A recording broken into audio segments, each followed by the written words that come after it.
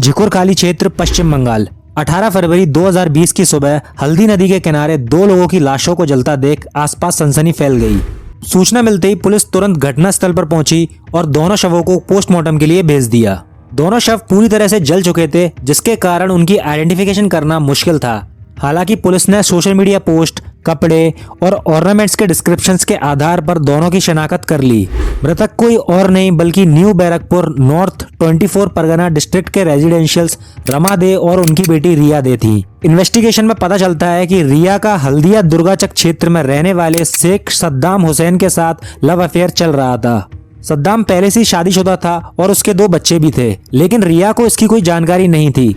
सद्दाम ने शादी का झांसा देकर रिया के साथ लंबे समय से फिजिकल रिलेशंस बनाए रखे। कुछ समय बाद रिया ने सद्दाम पर शादी के लिए प्रेशर बनाना शुरू कर दिया।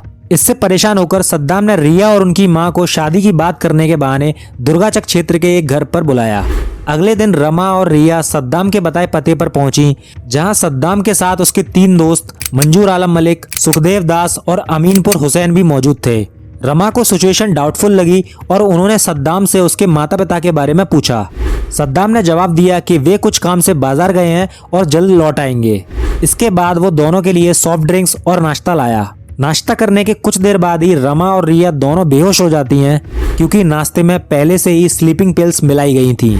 इसके बाद सद्दाम और उसके दोस्त बेहोश रमा और रिया को हल्दी नदी के किनारे ले जाकर जिंदा जला देते हैं। केस की सीरियसनेस को देखते हुए पुलिस चारों क्रिमिनल्स को अरेस्ट कर विदिन 45 डेज चार्जशीट फाइल कर देती है। आज 5 साल बाद सद्दाम और उसके तीनों दोस्तों को लाइफ इम्प्रिजनमेंट की सजा सुनाई जा चुकी है।